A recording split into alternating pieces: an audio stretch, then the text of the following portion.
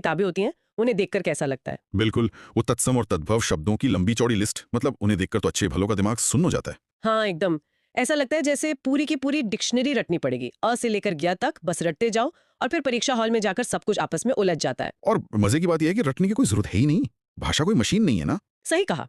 और इसीलिए आज के इस विस्तृत चर्चा का हमारा जो मिशन है वो इस रटने की बीमारी को हमेशा के लिए खत्म करना है। हमारे पास जो स्रोत है उन्होंने इसका ऐसा शानदार पोस्टमार्टम किया है कि मजा आ जाएगा। बिल्कुल।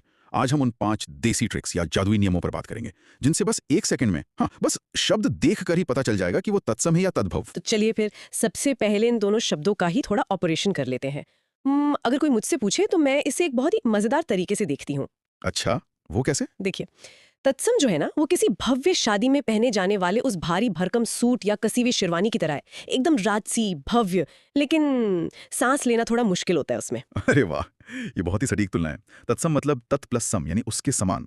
जो शब्द सीधे संस्कृत से आए और एकदम शुद्ध हैं, वो आपके उस शेरवानी की तरह ही हैं, पंडित जी वाले भारी शब्द। हाँ, और दूसरी तरफ है हमारा तद्भव, मतलब घर में पहना जाने वाला एकदम आरामदायक घिसा हुआ पजामा। बिल्कुल। तद्भव यानी तद प्लस भव, उससे उत्पन्न हुआ। मतलब संस्कृत की उस भारी शेरवानी को पीढ़ियों ने आम बोलचाल में घिस घिस कर, उसके कड़े कॉलर तोड़कर उसे एकदम देसी और आरामदायक पजामा बना दिया। ये सफर सच में बहुत दिलचस्प है, लेकिन सवाल ये है कि ये शेरवानी वाले भारी शब्द आखिर रोजमर्रा के पजामे में बदलते कैसे हैं? इसका जवाब छिपा है हमारी ध्वनियों के सरलीकरण में। इंसान स्वभाव से ही थोड़ा आलसी या कहें सुविधाभोगी होता है। और यहीं से हमारा पहला नियम आता है, क्ष का नियम। क्ष मतलब वो क्षत्रिय वाला क्ष। हाँ, वही। नियम यह है कि जहां भी आपको किसी शब्द में क्ष दिख जाए, तो 99.9% तय है कि वो शब्द तत्सम ही होगा। अच्छा, और तद्भव बनते समय इसका क्या होता है? तद्भव में ये क्ष बदलकर ख या छ हो जाता है। तो चलिए इसे थोड़ा आसान बनाते हैं। ऐसा होता क्यों है? क्योंकि क्ष बोलना बहुत मुश्किल है। ये एक संयुक्त व्यंजन है, आधा क और श से मिलकर बनता है। इसे बोलने के लिए गले से क की आवाज निकालनी पड़ती है और उसी सेकंड जीभ को तालू पर ले जाकर घर्षण करना होता है। अरे बाप रे, ये तो सच में जीभ की जिम्नास्टिक है। बिल्कुल। अब आम आदमी खेत में काम कर रहा है तो वो इतनी कसरत क्यों करेगा?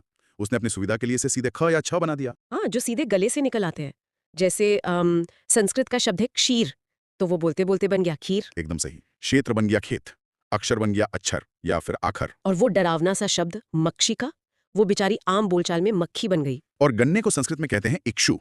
अब इक्षु बोलकर देखिए, होंठ और गले को कितनी तकलीफ होती है। हाँ सच में, तो लोगों ने सीधा ईख बोलना शुरू कर दिया। ईख बोलो और गन्ने का रस पियो, इतनी मेहनत क्या करनी। बिल्कुल। और यही शारीरिक सुविधा हमारी दूसरी ट्रिक का भी आधार है।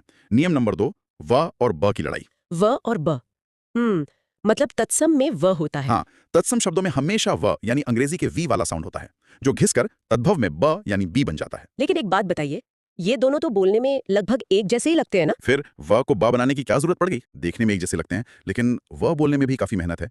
व को भाषा विज्ञान में दंतोष्ठ कहते हैं, मतलब निचले होंठ को ऊपर के दांतों से हल्का सा छुआकर हवा निकालनी पड़ती है। अच्छा, एक सचेत प्रयास करना पड़ता है। हाँ, लेकिन ब बोलने के लिए बस दोनों होंठों को आपस में टकराना है। पापा बाबा, एकदम प्राकृतिक। तो इसीलिए वानर बन गया बंदर, बिल्कुल। विवाह हो गया ब्याह, वर्षा बन गई बरसात। और विद्युत बन गई बिजली, और एक शब्द है जो परीक्षाओं में बहुत पूछा जाता है, वधू। हाँ, वधू बन गई बहू। मतलब अगर शादी का कार्ड छपेगा तो भारी भरकम वधू लिखा जाएगा, लेकिन घर में तो उसे बहू ही बुलाया जाएगा। वही शेरवानी और पजामे वाली बात आ गई फिर से।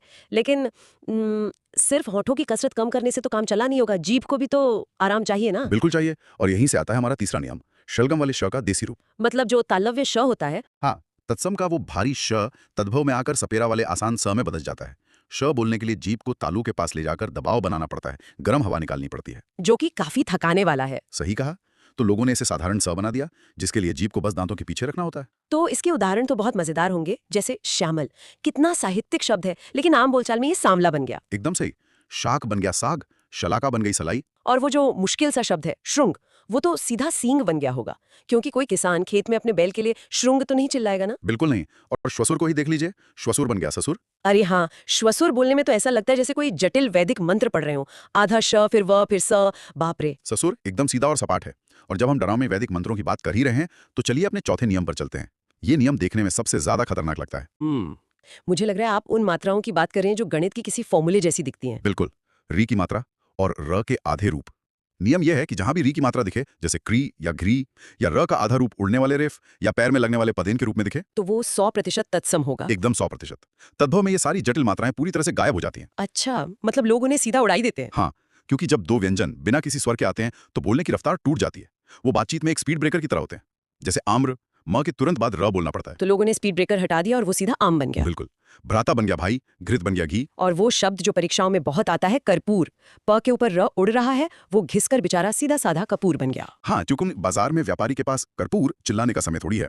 और यहीं पर मैं एक और खास शब्द बताना चाहूंगा, श्रृंगार। इसकी तो शुद्ध वर्तनी भी बहुत पूछी जाती है ना एग्जाम्स में। बहुत ज्यादा। लोग अक्सर श में री की मात्रा के साथ एक एक्स्ट्रा र भी लगा देते हैं, जो बिल्कुल गलत है।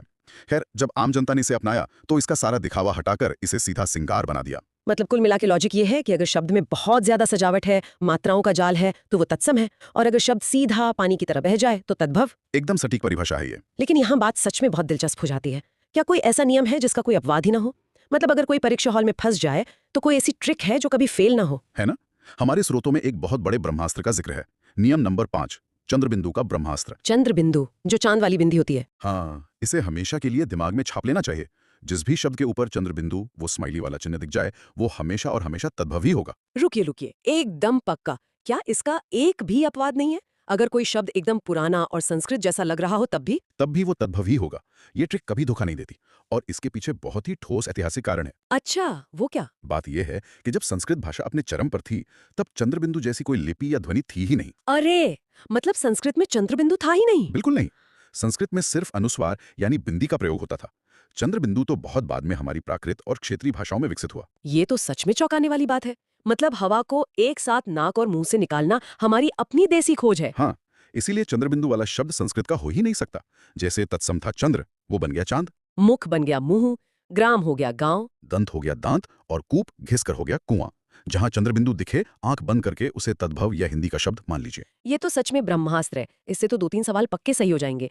अच्छा, मैंने स्रोतों में एक बोनस नियम भी देखा था, त्र वाला। हाँ, एक छोटी सी बोनस ट्रिक है। अगर शब्द में त्र है तो वो अक्सर तत्सम होता है और तद्भव में वो त्र टूटकर सिर्फ त रह जाता है। जैसे रात्रि का रात बन जाना। बिल्कुल, राजपुत्र बन गया राजपूत और मित्र बन गया मीत। क्या बात है, सारे नियम तो एकदम जादुई हैं।